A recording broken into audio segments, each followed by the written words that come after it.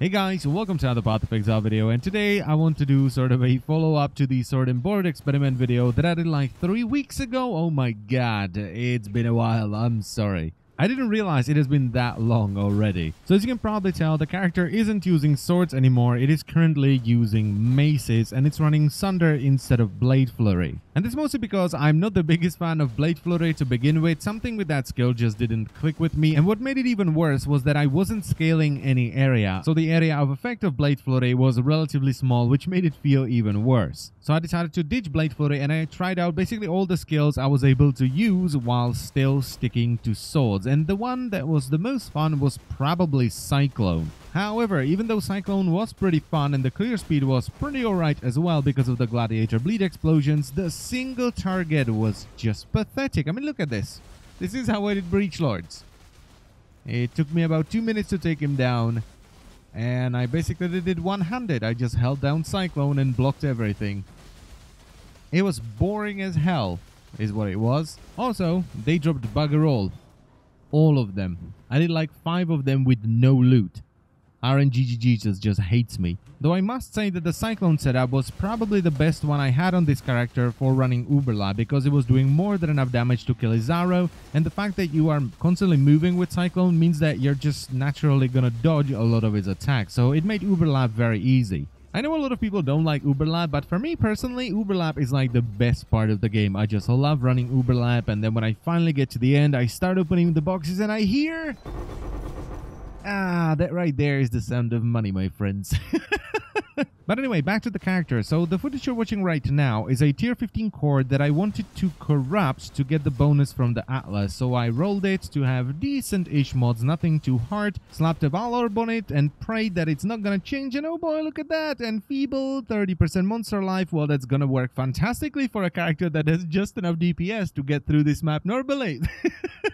I did manage to get through the map, and I even killed the boss, so I do have the Atlas bonus from it, even though I died a couple of times on Malachi, but that's mostly because I'm a potato and I'm just not good at the Malachi fight. There's just something about fighting a black and red boss on a red floor surrounded with red rivers of blood, being attacked by red zombies that explode into red clouds while being chased by a red thing while avoiding red mines and killing black and red things that make the boss invulnerable, that just confuse the hell out of me, make me derp out and inevitably die.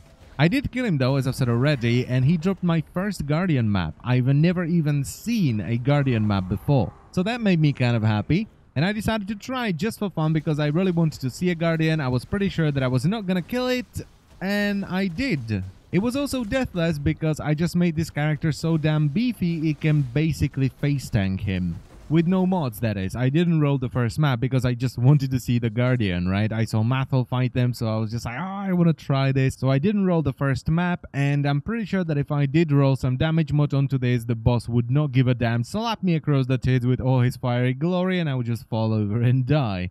Now here's what the passive tree looks like at the moment. I actually lied, the character isn't level 89, it's actually level 87, and all that's changed basically is I finally made it over to the Scion Life Wheel over here. I didn't pick up the entire thing yet, but I will eventually. I specced out of the sword node since I'm not using swords, and I picked up mace nodes here, here, and here, and I'm slowly making my way over to this bleed node right here, which I think is going to be a pretty solid damage increase. And once I do have this bleed node, I'm just going to finish the Scion Life Wheel, pick up a couple of jewel sockets, and ta-ta, that's basically the character done, or, you know, at least the skill tree or the passive tree done. And other than that, I am now using Sunder, as I've said already, and the links I have here are Sunder into Swift Affliction, into Chance to Bleed, into Melee Physical Damage, and Brutality. I've also swapped Shield Charge for Leap Slam because it just allows me to jump up and down things, and it's just generally better for Uberlab. And the weapon I decided to use instead of the Skeva is the Kalinellus Maleus Auric Mace. This is a unique mace that has like 330 PDPS, and you can get it for like 1 chaos. This is, in my opinion, an amazing starting mace for a setup like this because, you know, it has good PDPS and it's also cheap. But ultimately, you want to get a rare mace that has around, you know, 330, 340 PDPS, but it also increases the damage you do with bleeding, though these kinds of maces are usually 4 or 5 exalts at least. And they are not always available either. You can only find them every now and then if you go onto PoE Trade.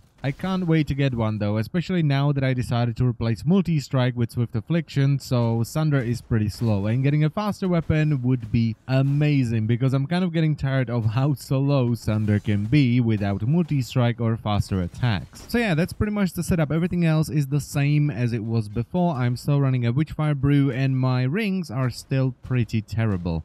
So as far as rings are concerned, there's definitely a lot of room for improvement there, especially with like well-rolled steel rings. I'm pretty sure those are gonna help quite a bit, especially on single target. And then of course, I can also get a 6-link Belly of the Beast, so I can put in faster attacks or multi-strike, or what I'm most likely going to do, Conk Effect, which adds an arseload of DPS, and it feels fine with Sunder. It's not that noticeable. It's not like, you know, you're putting it on Earthquake, which is something I might try it as well. Earthquake could be pretty good with this setup too. But I'm gonna do that on my own as I play the character more and more. For now, this is the last video I am making on this character, and I'm calling it a success because if you remember in the previous video, I said that the goal of this character was to see if I can make a build that would clear tier 10 maps, and it killed Phoenix. And it did it twice because I did one more Phoenix map that I got from another core that I was doing, and that time I decided to ulk it and didn't notice it had monster life, so the boss took a lot longer, which meant I did get shit-faced a couple of times and I wasted all the portals, but in the end I did kill the Phoenix again. So for me it is a success. The goal here was to do tier 10 maps and it killed Phoenix twice. It's not the fastest Phoenix killer, but it can do it, so that's good enough for me. And that's pretty much it for the video, so I thank you very much for watching. As always, if you want to try this build out, there's going to be a link to PoE Planner in the description, which should have the entire skill tree, the gear, and also all the gems, though I would recommend you Google something like Block Bleed Gladiator first, and check those builds out first, because there's a pretty good chance they're going to be better than what I'm running over here. So try that, but if you do want to try it and you can't find anything else, the link, once again, to PoE Planner is in the description down below. And yeah, that's it, so I will see you next time. Bye-bye. This is the key to a crucible that stretches the sanity of the mind.